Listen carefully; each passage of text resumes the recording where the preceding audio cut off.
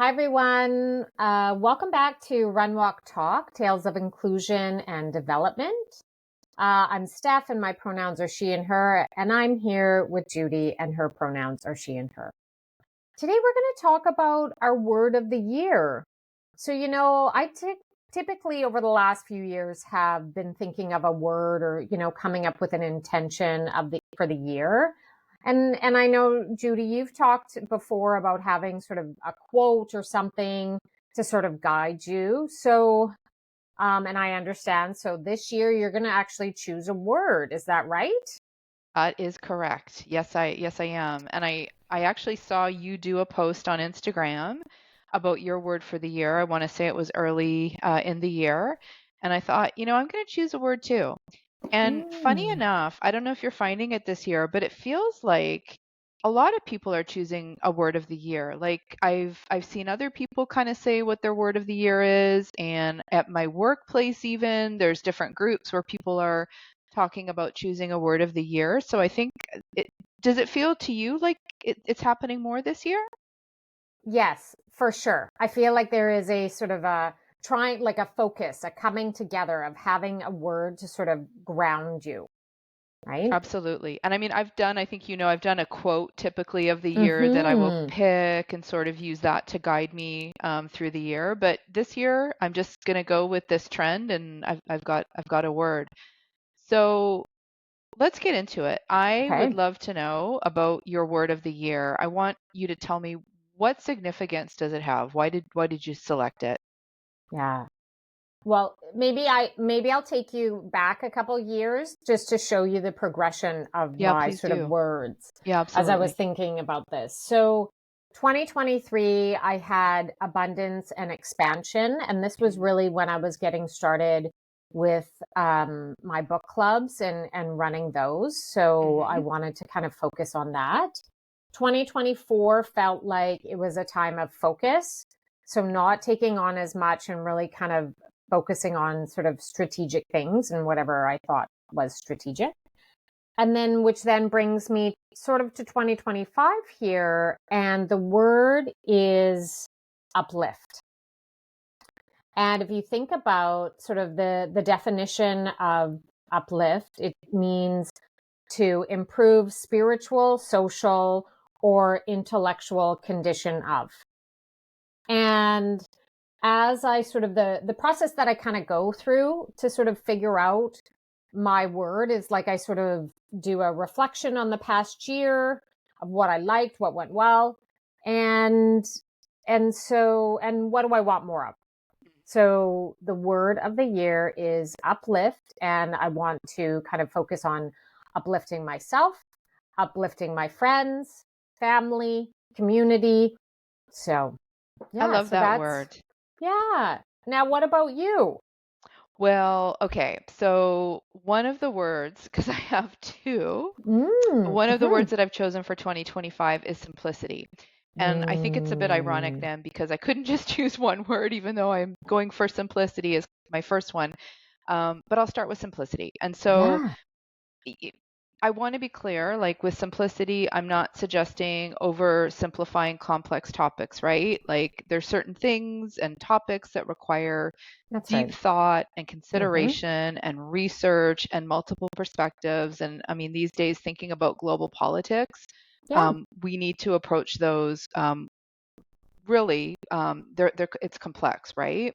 Mm-hmm. There's certain things that are meant to be explored from all angles before we make a decision. But I'm talking about really, for me, simplicity in my day to day. How can I, when I'm feeling a sense of overwhelm, make Mm-hmm. things more simple for me? And if Mm-hmm. I'm thinking about work, there's a lot of projects that I'll be on, and I'll think of 15 different tasks or things that I can do to make the project better. And the reality is, I could probably do five of those things and have a really great, excellent outcome.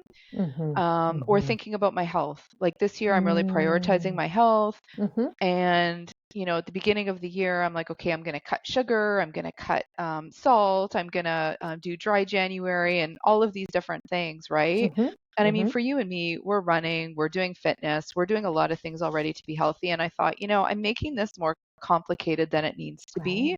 Yeah. So it's really for me assessing what matters, prioritizing what matters to me, and then cutting out the unnecessary. So that's what I'm thinking about. But the Yeah. other word is Yeah. connection.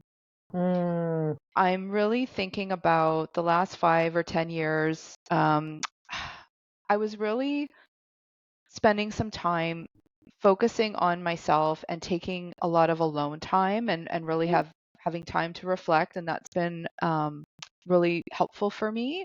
Hmm. But I'm starting to realize like I'm missing some of the connections that come from joining in activities. And so I Mm. thought this year I'm Hmm. really going to think Hmm. about when invitations come, instead of kind of going, you know what, I want to be at home and spending time on my own. That was important to do. But now I'm Hmm. looking to connect again. So that's what I'm thinking about also this year. And I think sometimes, having two words, and I'm sure you probably stopped to reflect whether you really needed the two words, but the more you reflect on it, you were probably like, no, I need both.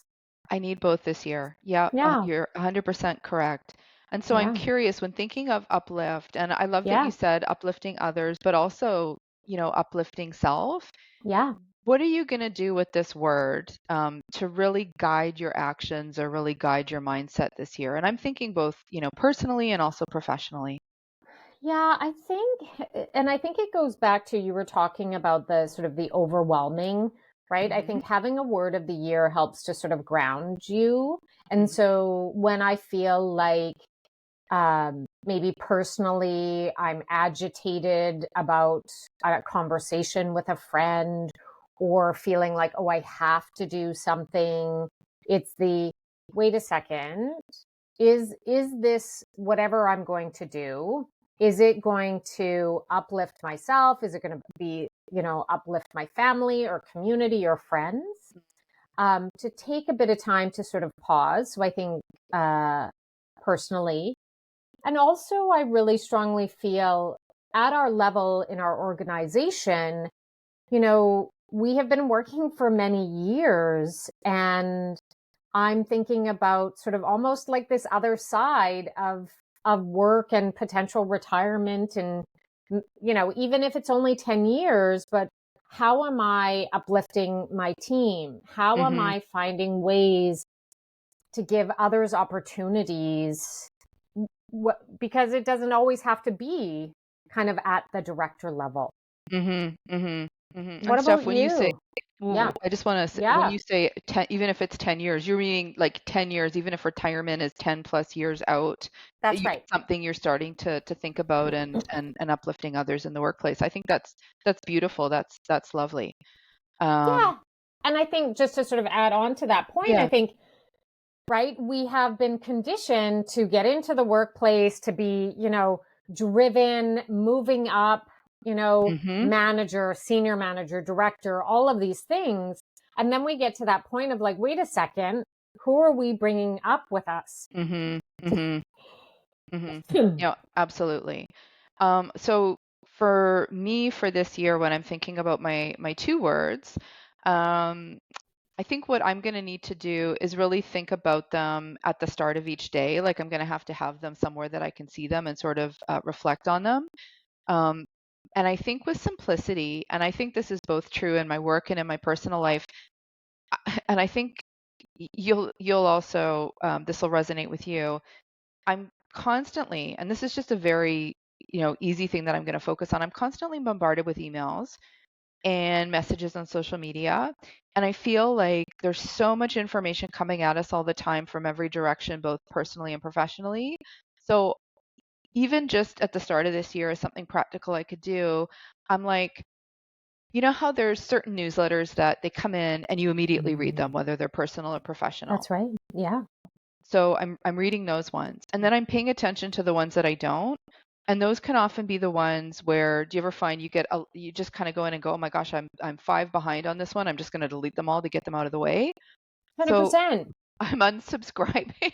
I'm like, I want to make life simpler. I don't even want to see this anymore. So I'm just unsubscribing to those particular ones. And I think there's also an irony because I think sometimes having those sorts of emails and subscriptions, it makes you feel connected, but I'm like, what's the real value of that connection? It's Yeah. I can get the information if I need it in a different way. So that's sort of what I've been thinking about with it. Yeah. So if you're thinking about your words and you're thinking about how it's going to help you um, really stay focused this year, what's on your mind with that? When I think about this year and uplift, I think similar to you, it's the taking the time and pausing in the morning. Mm-hmm. I I also have a bit of, grace or ease around the word in the sense, for whatever reason, if this word doesn't suit me Mm-hmm. mid-year, Mm-hmm. I may change.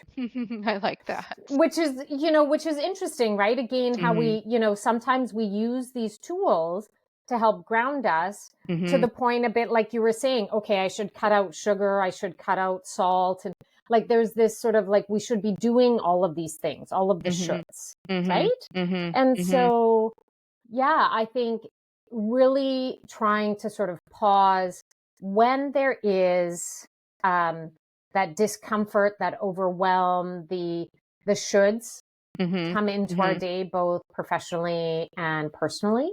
Mm-hmm. What Mm-hmm. about you?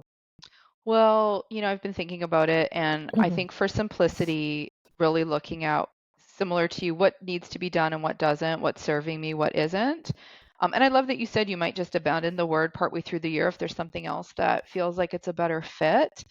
And I think I've got this friend and colleague who will often say, if we don't do it or if we don't do anything, what will happen? And I'm going to Mm, start applying that a little bit more because I think not everything needs to get done.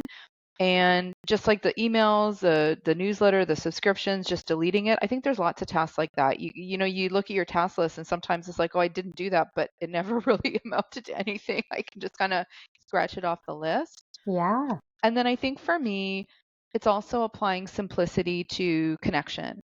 And in thinking about it, I don't need to plan big elaborate dinner parties or plan these, giant events. It's really going to be things as simple as, hey, do you want to go for a walk? Or maybe I have tickets to an event. Do you want to join Yeah. me? Really having simple and meaningful connections with others.